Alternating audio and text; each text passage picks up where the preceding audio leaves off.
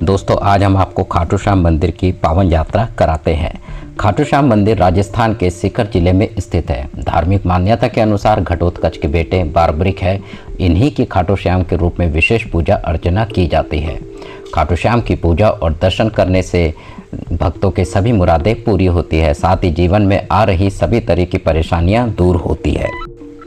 भगवान श्री कृष्ण को अपने शीश का दान देने वाले और कलयुग में भगवान श्री कृष्ण के अवतार खाटू श्याम जी करोड़ों लोगों के दिल में बसे हैं। देश ही नहीं विदेशों में भी लोग बाबा श्याम की एक झलक पाने के लिए यहाँ पर आते हैं। जैसे जैसे कलयुग बढ़ रहा है, बाबा श्याम के भक्तों की संख्या और उनका विश्वास बढ़ता जा रहा है। ऐसा विश्वास है जब कहीं भी आपको सफलता न मिले तो एक बार आप इस दरबार में जरूर आएं। आपकी किस्मत के बंद ताले खुल जाएंगे, क्योंकि बाबा श्याम को हारे का भी सहारा कहते हैं। तो दोस्तों आज के इस वीडियो में मैं आपको खाटू श्याम में दर्शन और यात्रा की संपूर्ण जानकारी देने वाला हूं। अगर आप भी खाटू बाबा के दर्शन करने का प्लान बना रहे हैं तो यह वीडियो आपके बहुत काम आने वाला है। इस वीडियो में बात करेंगे आप यहां तक कैसे पहुंचेंगे, रुकने के लिए होटल या धर्मशाला कहां पर लेना चाहिए, यात्रा और दर्शन का सही तरीका क्या है, आसपास के प्रमुख स्थान कौन कौन से हैं, यहाँ पर खाने पीने की कैसी व्यवस्था, और वीडियो के लास्ट में बात करेंगे संपूर्ण बजट की। तो खाटू श्याम यात्रा की A to Z complete information के लिए वीडियो को एक बार पूरा जरूर देखें। दोस्तों खाटू श्याम जी का यह पावन दरबार राजस्थान के सीकर जिले में स्थित है, जो जयपुर शहर से 70 किलोमीटर दूर खाटू गांव में विराजमान है। प्रतिदिन हजारों भक्त दूर दूर से यहाँ दर्शन करने के लिए आते हैं। तो चलिए फिर वीडियो में आगे बढ़ते हैं और एक एक करके सभी बातों को जानते हैं। सबसे पहले बात करते हैं आप यहाँ तक कैसे पहुँचेंगे। दोस्तों यहाँ का नियरेस्ट रेलवे स्टेशन रीगस में है, जो यहाँ से 16 किलोमीटर दूर स्थित है। रीगस रेलवे स्टेशन के बाहर से खाटू श्याम के लिए शेयरिंग टैक्सीज मिल जाती है, जो ₹50 का चार्ज करते हैं। अगर आपको रीगस तक डायरेक्ट ट्रेन नहीं मिलती है तो आप जयपुर आ जाइए। जयपुर तक हर छोटे बड़े स्टेशन से डायरेक्ट ट्रेन्स मिल जाती है। वहीं अगर आप जयपुर आ रहे हैं तो स्टेशन के बाहर से आपको प्राइवेट टैक्सीज मिल जाती है। राउंड ट्रिप का 3500 से 4000 का चार्ज करते हैं। इसके अलावा अगर आप बस से जाना चाहते हैं तो रेलवे स्टेशन के बाहर से ऑटो में 20 रुपये देकर आप आ जाइए सिंधी कैंप बस स्टैंड के पास में। यहाँ से गवर्नमेंट और प्राइवेट बस मिल जाती है। गवर्नमेंट बस 70 किलोमीटर दूरी के लिए 90 से 100 रुपये चार्ज करते हैं। वहीं प्राइवेट नॉन एसी बस में 100 से 120 रुपये चार्ज करते हैं और एसी बस में 120 से 150 रुपये तक का चार्ज लेते हैं। 2 से ढाई घंटे का सफ़र तय करके आप पहुंच जाएंगे खाटू श्याम। अगर आप फ्लाइट से आना चाहते हो तो जयपुर से ही इंटरनेशनल एयरपोर्ट है। जयपुर तक आने के बाद में आप बस या टैक्सी के माध्यम से खाटू श्याम तक पहुँच सकते हैं। वहीं दोस्तों बहुत से भक्त रीगस से खाटू श्याम जी का निशान लेकर 16 किलोमीटर की पैदल यात्रा को करते हैं। रास्ते में आपको खाने पीने के लिए बहुत से छोटे बड़े रेस्टोरेंट मिल जाएंगे। आप रुकते रुकाते आराम करते हुए खाटू श्याम जी पहुंच सकते हैं। तो चलिए प्यारा सा सफ़र पूरा करके अब हम लोग पहुंच चुके हैं श्याम बाबा की नगरी खाटू में। खाटू श्याम द्वार के पास ही बस स्टैंड है। यहीं पर बस वाले आपको ड्रॉप करते हैं। यहाँ से मंदिर की दूरी लगभग 1.5 किलोमीटर की रह जाती है। थोड़ा सा ही चलने के बाद में अब हम लोग आ चुके हैं तोरण द्वार के पास में। नहीं आप खाटू श्याम जी के तोरण द्वार के दर्शन कर रहे हैं। भक्त यहाँ पर माथा टेकने के बाद में मंदिर के लिए आगे बढ़ते हैं। तो चलिए अब हम लोग बात करते हैं यहाँ पर रुकने के लिए होटल या धर्मशाला कहाँ पर लेना चाहिए। दोस्तों तोरण द्वार और बस स्टैंड के आसपास बहुत से अच्छे और VIP होटल्स बने हुए हैं। वहीं तोरण द्वार के खाटू श्याम मंदिर तक बड़ी सी मार्केट बनी हुई है। यहाँ पर भी आप बहुत से होटल, धर्मशाला और गेस्ट हाउस मिल जाएंगे। दोस्तों ऐसे तो बहुत से लोग यहाँ पर सुबह आने के बाद में धर्मशाला में 100 से 50 रुपये देकर स्नान करते हैं और अपना सारा सामान जमा करने के बाद में खाटू श्याम में दर्शन करके शाम को यहाँ से वापसी कर लेते हैं। अगर आप यहाँ पर रुकना चाहते हैं तो यहाँ पर आपको धर्मशाला मिल जाएंगे। धर्मशाला की स्टार्टिंग 500 रुपीज़ से हो जाती है। वहीं होटल की स्टार्टिंग 800 रुपीज़ से हो जाती है। 1000 से 1500 के बजट में आपको एक अच्छा AC रूम मिल जाता है। इसके अलावा 2000, 3000, 5000 तक के बजट में आपको रूम्स मिल जाते हैं। जैसा आपका बजट है वो है उस तरह के आप होटल्स ले सकते हैं। तो चलिए एक अच्छा सा रूम लेने के बाद में कुछ देर आराम करेंगे और अब हम लोग बात करते हैं यहाँ पर दर्शन करने का सही तरीका क्या है। दोस्तों यहाँ पर बड़ी सी मार्केट है जहाँ पर प्रसाद और फूल माला की बहुत ही दुकानें हैं। आप वहाँ से प्रसाद ले सकते हैं। साथ ही भक्त बाबा को मोरपंखी, गुलाब का फूल और इत्र भी भेंट करते हैं। आप मार्केट में जैसे ही आगे बढ़ेंगे मंदिर से लगभग 200 मीटर पहले ही श्याम कुंड है। ऐसी मान्यता है यहीं पर खाटू श्याम जी का शीश प्रकट हुआ था। मान्यताओं के अनुसार इसी स्थान पर एक गाय का दूध खुद से ही निकलता था। जब लोगों ने इस स्थान को पवित्र मानकर खुदाई की तब यहाँ पर खाटू श्याम जी का शीश प्रकट हुआ। इस पवित्र कुंड में स्नान करने से बहुत से रोगों से मुक्ति मिलती है। साथ ही आपकी बहुत सी मनोकामनाएं भी पूरी होती है। बहुत से भक्त मंदिर के दर्शन करने के पहले यहाँ पर स्नान करते हैं, तो कुछ दर्शन करने के बाद में स्नान करने आते हैं, लेकिन आप यहाँ पर स्नान जरूर करें। तो चलिए खाटू श्याम जी का जयकारा लगाते हुए अब हम चलिए रेलिंग के पास में पहुँच चुके हैं। जो भी भक्त खाटू श्याम जी का निशान लाते हैं वह इस स्थान पर जमा हो जाते हैं। दोस्तों यहाँ पर बहुत सी रेलिंग लगी हुई है। इस रेलिंग में भीड़ को बहुत ही अच्छे तरीके से मैनेज किया जाता है।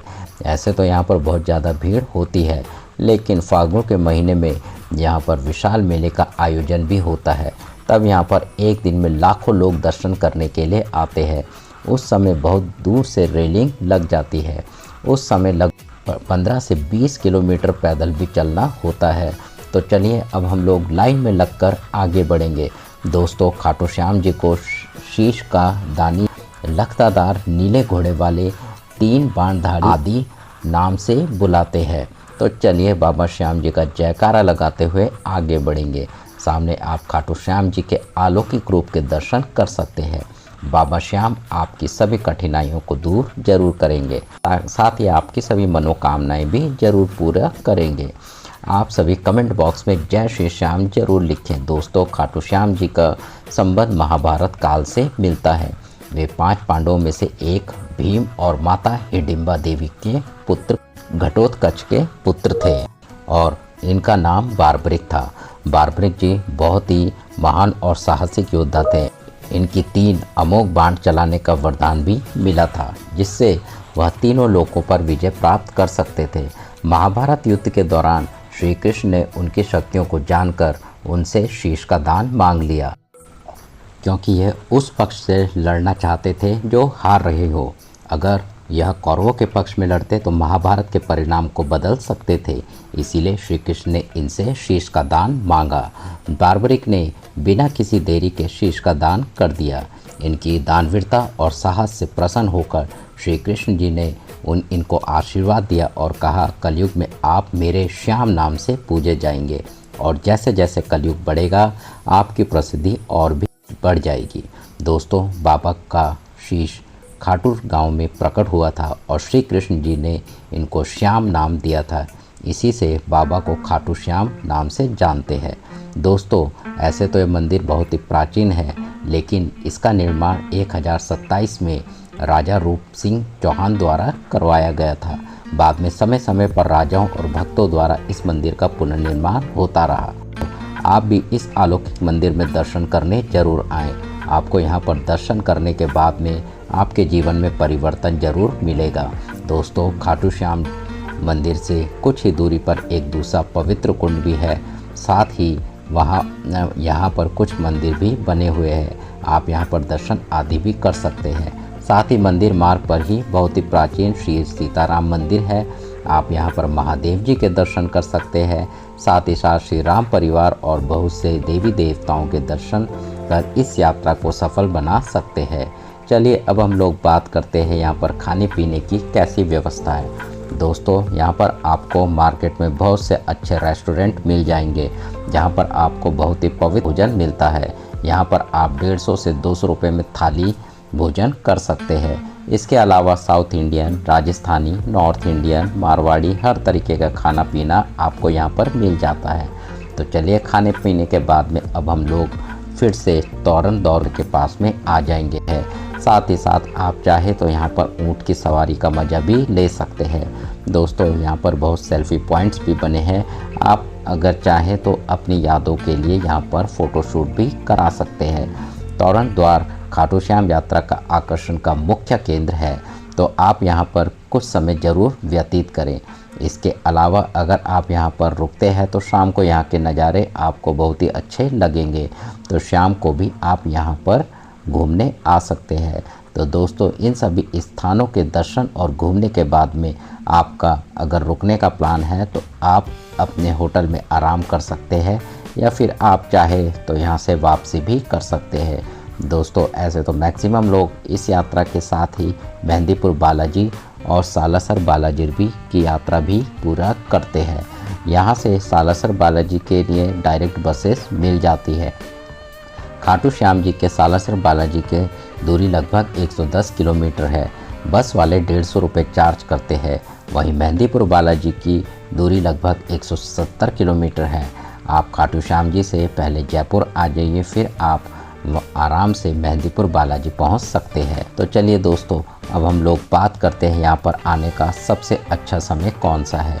दोस्तों ऐसे तो पूरे साल ही आप यहाँ पर दर्शन करने आ सकते हैं, लेकिन सितंबर से अप्रैल का समय सबसे अच्छा माना जाता है। इसके अलावा एकादशी को यहाँ पर बहुत ज़्यादा भीड़ आती है।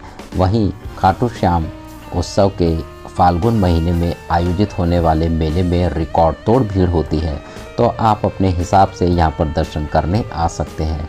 बात करें आपको यहाँ पर कितने दिनों का प्लान बनाना चाहिए। दोस्तों ऐसे तो आप एक ही दिन में खाटू श्याम जी के दर्शन करके बाद में अपने घर के लिए जा सकते हैं, या सालासर बालाजी या मेहंदीपुर बालाजी के लिए भी जा सकते हैं। इसके अलावा आप अगर चाहे तो यहाँ पर एक नाइट का स्टे भी कर सकते हैं। तो चलिए अब हम लोग बात करते हैं सबसे ज़रूरी बजट की। कितने बजट में आप इस पावन यात्रा को पूरा कर लेंगे। दोस्तों अगर आप यहाँ दर्शन करने के बाद में सेम डे रिटर्न हो जाते हैं तो फिर आप मान के चलिए 1500 से 2000 प्लस ट्रेन टिकट, इतने बजट में आप बहुत ही आराम से इस पावन यात्रा को पूरा कर लेंगे। वहीं अगर आप यहाँ पर 2 डेज़ और 1 नाइट का प्लान करते हैं तो 2500 से 3000 रुपये में इतने बजट में बहुत ही अच्छे तरीके से इस पावन यात्रा को पूरा कर लेंगे। दोस्तों मैंने इस वीडियो में आपको हर छोटी और बड़ी जानकारी देने की पूरी कोशिश की है, लेकिन फिर भी अगर कोई क्वेश्चन आपका रह जाता है तो आप कमेंट सेक्शन में हमसे पूछ सकते हैं, मैं उसका आपको रिप्लाई करूँगा। तो दोस्तों आपको हमारा वीडियो कैसा लगा, आप हमारे वीडियो को लाइक कीजिए, शेयर कीजिए, और अगर आप चैनल में नए हैं तो चैनल को सब्सक्राइब भी कीजिए। Thanks for watching.